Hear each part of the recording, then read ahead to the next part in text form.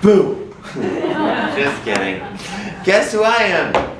I'm Death. I'm the Grim Reaper. I am the last great adventure. And I am hot in this robe. This is what most people think of me, right? When they think of me. And I blame the media for that. Because of movies and televisions, they think that I'm something scary, something to be feared. But there are other options.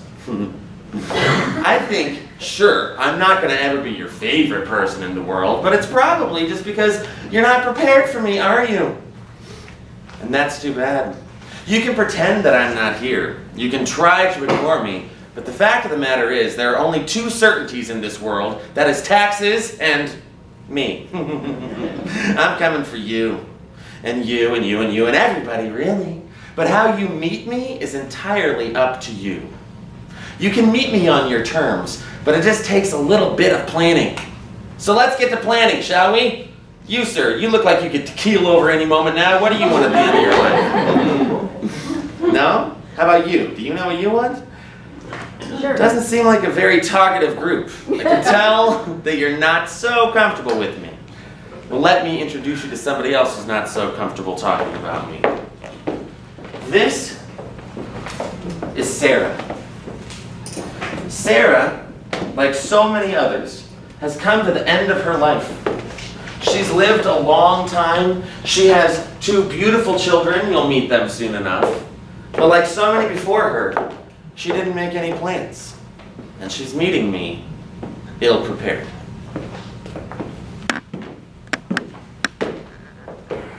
Let's see. Oxygen, 2 liters, IV, 200 cc's per hour. Catheter, no urine yet. Blood pressure, temperature, pulse. Oxygenation is low. Now she'll need to be monitored. I'll repeat an EKG in 8 hours. Better get enzymes and get her upstairs.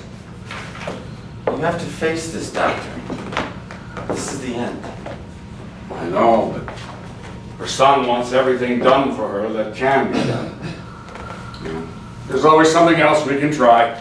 Yes, but is a longer life better than a happy one? Let's admit her. She can be transferred to skilled nursing when she's stable.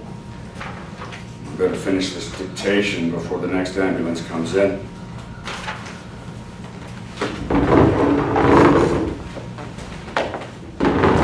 Sarah? Sarah, we're going to monitor you in the intensive care unit. I'm admitting you now and ordering some additional tests.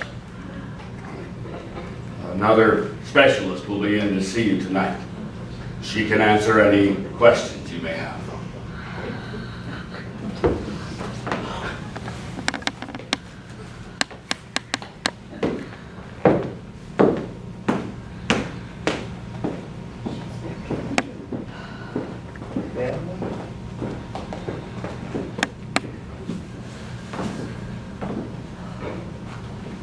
Hi, Mom.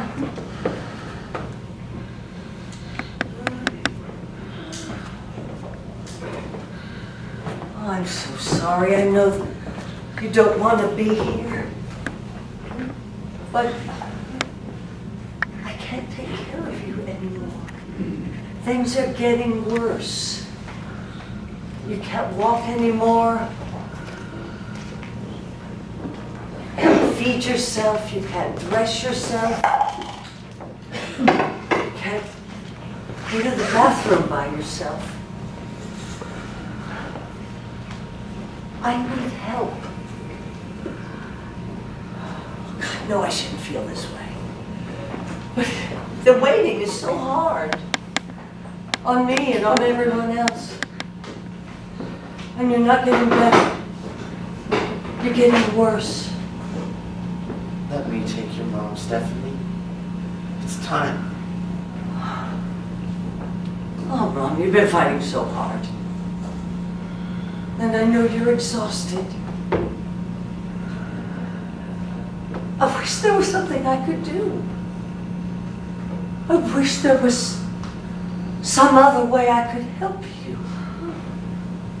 Oh, Mom, I hate to see you this way.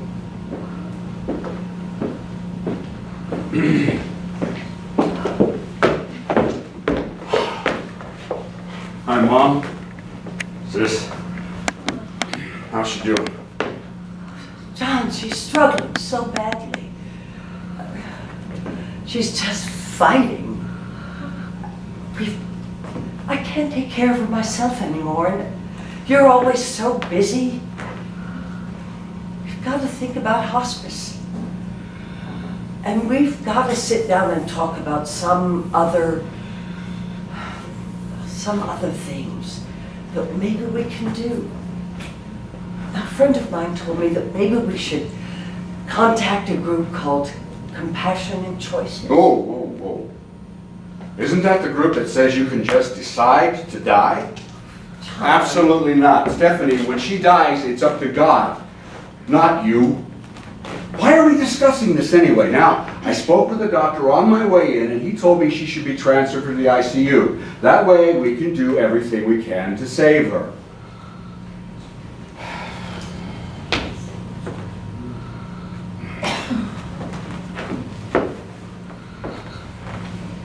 Stephanie, medicine has come a long way. We can fight this. We can keep her with us. All this talk of death. You just need to get out of here and leave us alone. He knows I can't leave, right? I'm part of the great circle of life. Everything ends with me. Mom. I love you so much. Our lives will never be the same without you. Mom, I know it's selfish, but well, the baby will be here soon, next month. And we all want you to be able to hold your first grandchild. No matter what, I want everything that can be done for you.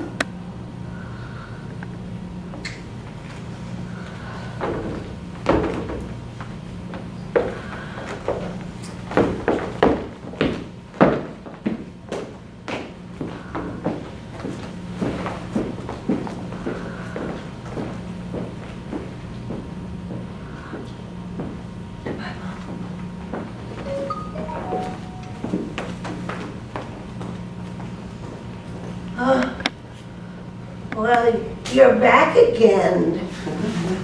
Well, I never really left. How are you feeling? I'm scared. My daughter wants to get hospice care and let me go. And my son wants me to keep fighting. Sarah, what do you want? Well, I know it's my time, but when I think about letting go, I remember all the things I still want to do. Like what? I want to plant my tulips. Sarah, you can't plant tulips from a hospital room. Who'll take care of my dog? Oh, Sarah, Buster died 3 years ago. Oh, and I do want to hold my new grandchild. And besides, I haven't told my family how much I love them. Your family knows how much you love them. You have loved them with all of your being for your entire life. But the doctor said he thought the treatment might work. It might. But Sarah, there's a time for everything. There's a time to plant and to harvest, to love and to lose, to live and to die.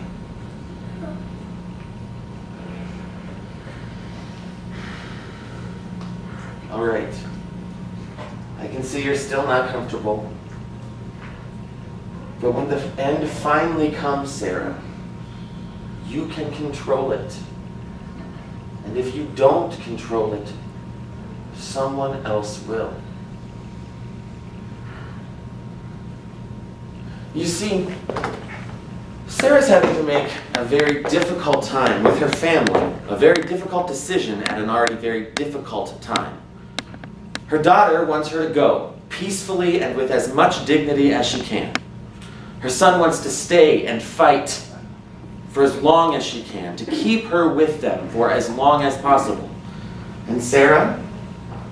Not even Sarah knows what she wants anymore. There was a time when she did, but at that time she didn't tell anyone. And now time is running out. But not for you. You still have a choice. When the end comes, do you want to stay and fight and live for as long as possible? If you want to stay, then you tell someone. Or when the end comes, do you want to pass peacefully and with as little pain as possible? If you want to pass, then tell someone.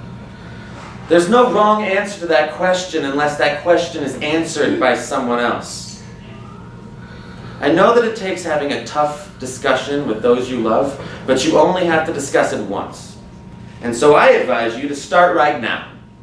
There's a gentleman named Peter who will come up and start discussing with you and your loved ones end-of-life choices. Because at the end, it's all up to you. Oh, and I'll see you later.